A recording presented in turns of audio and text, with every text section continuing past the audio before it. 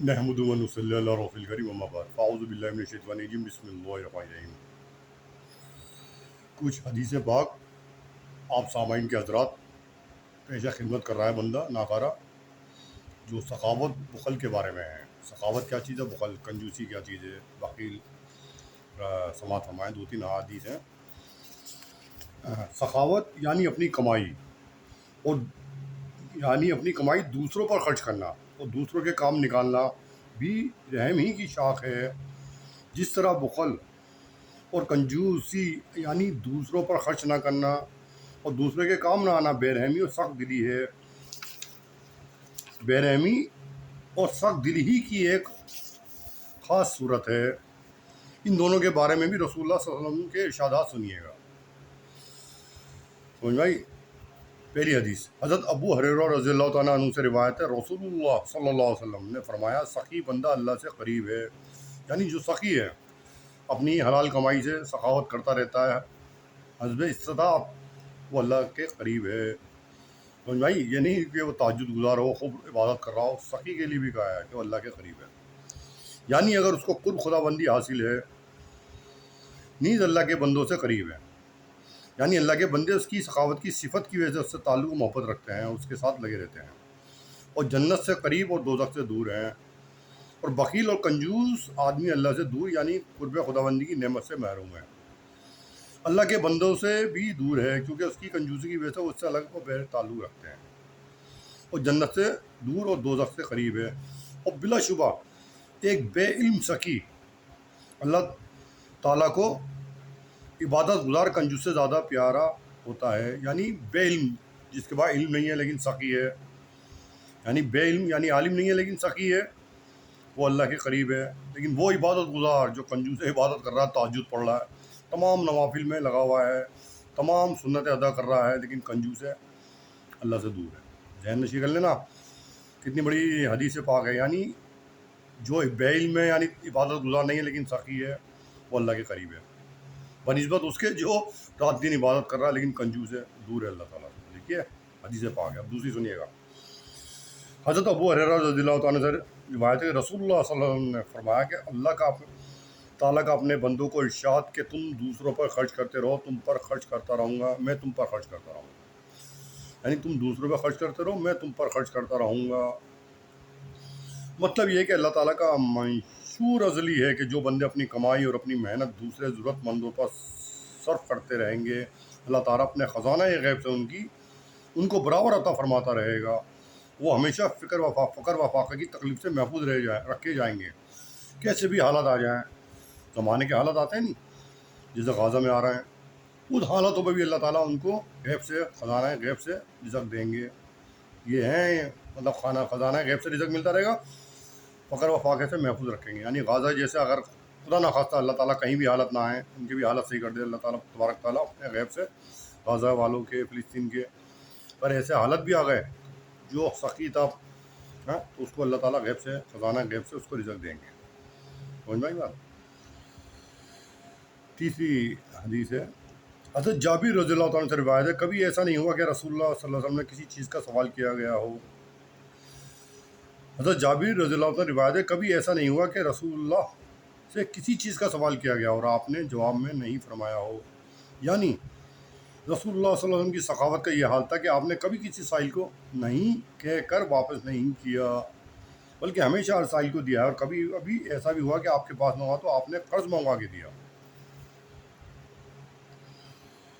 اور جتنی حدیثیں آ جائیں سمجھ میں آئیں پڑھتے رہیے۔ حضرت ابو ہریرہ رضی اللہ تعالیٰ سے روایت ہے، رسول اللہ صلی اللہ علیہ وسلم نے ارشاد فرمایا، اگر میرے پاس بہت پہاڑ کے برابر بھی سونا ہو تو میری خواہش یہی ہوگی کہ مجھ پر 3 راتیں بھی ایسی نہ گزریں کہ میرے پاس اس میں سے کچھ بھی باقی ہو۔ یعنی بہت پہاڑ کے برابر بھی سونا ہو، میں 3 راتیں ایسی نہ گزریں کہ اس میں سے کچھ باقی رہ جائے، میں بے چین ہو جاؤں گا، وجود اس کے کہ میں کسی قرض کی ادائیگی کے لیے میں اس سے کچھ روک لوں، یعنی صرف اس میں سے وہ روکوں گا جو اگر مجھے کچھ شاید کسی کا قرض ادا کرنا ہے، باقی سب مطلب جو ہے خراب کر دوں گا، صدقہ کر دوں گا۔ 3 دن تک 3 راتیں نہیں گزریں گی، یعنی تکلیف میرے بے چین نہ ہوں گا کہ یہ بہت پہاڑ کے برابر بھی اگر سونا ہوا، یعنی اسے سب جو ہے میں خیرات اور صدقہ کر دوں گا، صرف اس کو روک دوں گا جو مجھ پہ کسی کا قرضہ ہو. سمجھ میں آئی بات؟ ایک حدیث اور سن لیجیے. حضرت ابو ہریرہ رضی اللہ عنہ سے روایت ہے کہ رسول اللہ صلی اللہ علیہ وسلم نے فرمایا حرص و بخل اور ایمان کبھی ایک دل میں جمع نہیں ہو سکتے. ایمان کی کیا علامت ہے؟ حرص و بخل اور ایمان. حرص و بخل اور ایمان کبھی ایک دل میں جمع نہیں ہو سکتے، یعنی بخیلی و کنجوسی اور ایمان کا کوئی جوڑ نہیں. یعنی بخیلی، کنجوسی اور ایمان کا کوئی جوڑ ہی نہیں ہے. اگر ایمان ہے تو بخیلی اور کنجوسی اس کے دل میں نہیں ہوگی. اگر بخیلی اور کنجوسی ہے تو ایمان کی علامت نہیں ہوگی. اس کی تشریح کی ہے علماء کرام نے. مطلب یہ ہے کہ ایمان کی حقیقت اور بخل کی عادت میں ایسی منافقت ہے کہ جس دل کو حقیقی ایمان نصیب ہوگا اس میں بخل نہیں آ سکتا. مطلب یہ کہ ایمان کی حقیقت بخل کی عادت میں ایسی منافقت ہے جس دل کو حقیقی ایمان نصیب ہوگا اس میں بخل نہیں آ سکتا. اور جس میں بخل دیکھا جائے گا تو سمجھ لیا جائے گا کہ اس میں ایمان کا نور نہیں ہے. ذرا غور کرنے سے ہر ایک کی سمجھ میں یہ بات آ سکتی ہے کہ اللہ تعالیٰ کی ذات و صفات پر کامل ایمان اور یقین کے بعد دل میں بخل اور کنجوسی جیسی کسی خصلت کے لیے کوئی گنجائش ہی نہیں رہ سکتی. سمجھ میں آئی بات؟ علماء کرام بزرگان دین نے کبھی ہمیشہ پراپرٹی نہیں بنائی، اتنا رکھا کہ بس حسب ضرورت. اولاد کے لیے بھی اتنا چھوڑا کہ حسب ضرورت. اولاد دیندار ہوگی اللہ تعالیٰ غیب سے ان کی مدد کریں گے. پراپرٹی بنائی جیسے آج کل ہمارے دنیا دار لوگوں کا یہ ہے کہ پراپرٹی پہ پراپرٹی، یہ دکان خرید لوں، آج وہ گودام خرید لوں، یہ خرید لوں کہ اس کا کرایہ بیٹھ کے کھاؤں گا. آگے تک سوچتا ہے آگے تک کہ اس کا کرایہ بیٹھ کے کھاتا رہوں گا. اور اس کے ساتھ وہ بخیل ہو تو وہ پتہ چلا یہیں سب چھوڑ کے چلے آتا ہے. اس کو دوسرے کھاتے ہیں، اس کو دوسرے لوگ کھاتے ہیں، یعنی اپنے رشتہ دار بھی نہیں کھا پاتے، دوسرے کھاتے ہیں. سمجھ میں آئی؟ اور جو اتنا رکھتا ہے کہ اپنے لیے وہ مکان، تھوڑی بہت دکان، باقی سخاوت کرتا رہتا ہے، سخی ہوتا ہے، تو اللہ تعالیٰ اس سے راضی بھی ہوتے ہیں اور دنیا میں اس کی تمام غیب سے خزانے سے اس کی اور رزق دیتے رہتے ہیں. کیونکہ آپ آگے کی سوچ رہے ہو، کوئی رشتہ دار بھی آ گیا، مطلب ادھار مانگنے میں اسے منع کر رہے ہو، نہیں اپنی پراپرٹی پہ بنے ہوئے ہو. تو یہ چیزیں جو ہیں کیا ہیں، اس سے اللہ تعالیٰ کا قرب نہیں ملے گا، دوری ہوگی، اللہ ناراض ہوں گی. جب اللہ ناراض ہو گئے تو بچا کیا پھر؟ اللہ ناراض ہو گئے تو بچا کیا؟ ویسی ہماری عبادت نہیں ہے، ویسے ہی تقوی میں نہیں ہے، ویسی شریعت پہ نہیں چل رہا ہے، اوپر سے یہ اور ہم کیا کہتے ہیں اپنے عمل سے، دنیا کے عمل سے، اور ہم اللہ سے اور دور ہو گئے. ایک سخی کہا نا کہ علم نہ ہو لیکن اپنی ثقافت کی وجہ سے اللہ کے قریب ہے. اور ایک عبادت گزار کی بات کر رہے ہیں اللہ تبارک تعالیٰ. حدیث پاک میں حضور اقدم کے زمانے مبارک سے بات نکل رہی ہے. ایک عبادت گزار نہیں، بے علم یعنی عبادت گزار نہیں، اور سخاوت کر رہا ہے، سخی ہے.